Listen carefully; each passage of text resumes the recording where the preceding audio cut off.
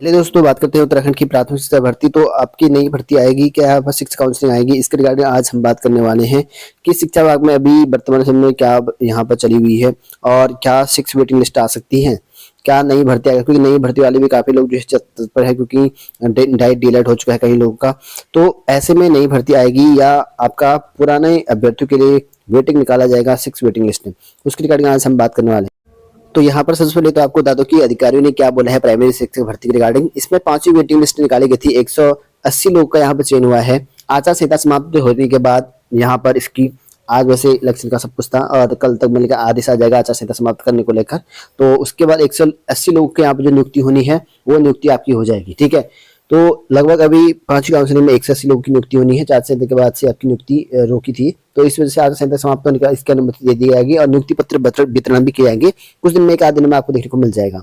इसके बाद यहाँ पर जिले में रिक्त पदों का ब्यौरा लेकर आगे कार्रवाई यहाँ पर की जाएगी। अब देखिए दोस्तों, यहाँ पर रिक्त पद कितने बच रहे हैं उसकी कार्रवाई आगे करनी है।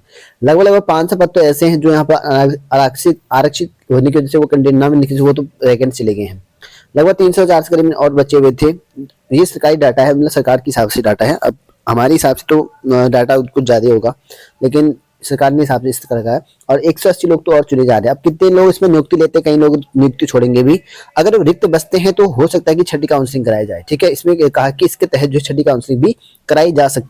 तो रिक्त पद तो बचेंगे, तो हो सकता है कि छठी काउंसलिंग आएगा। लेकिन यहाँ पर कई कैंडिडेट डाइट डिलेट वाले चाह रहे कि भाई नई भर्ती निकाली जाए और शिक्षा मंत्री के पास भी पहुंचे थे यहाँ पर अभी कुछ टाइम पहले, लगभग 15-20 दिन पहले मैंने आपको बताया हुआ था। उन्होंने कहा कि हम लगभग 1,500 करीब पद नई भर्ती निकालेंगे, ठीक है। जो ये पद रिक्त बचे हुए हैं उनको जोड़ते हुए और नई पदों की जोड़ते हुए हम यहाँ पर एक नई भर्ती निकालेंगे, डाइट डिलेट वालों को मौका मिलेगा करके। अब देखने वाली बात है कि शिक्षा मंत्री क्या आदेश देते हैं, क्योंकि शिक्षा विभाग कह रहा है कि हम छठी काउंसलिंग भी निकाल सकते हैं, ठीक है। अगर आदेश शिक्षा मंत्री करेंगे तो छठी काउंसलिंग निकालेंगे लोग।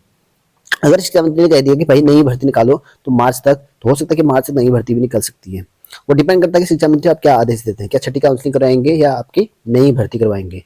क्योंकि अब सरकार तो भाई बहाना चाहिए, वो तो कह देंगे भाई ये पद नहीं भरेंगे, आगे भर्ती में जोड़ देंगे और नेक्स्ट भर्ती निकालेंगे, आदेश जारी हो जाएगा। वो सिंपल सा।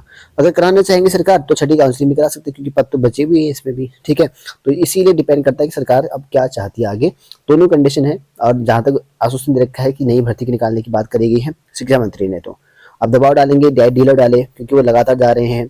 तो छठी काउंसलिंग तो होनी से नहीं, नई भर्ती निकाल देंगे लोग, ठीक है। तो ये हो सकता है, बाकी छठी काउंसलिंग निकाल दे तो अच्छी बात है आपके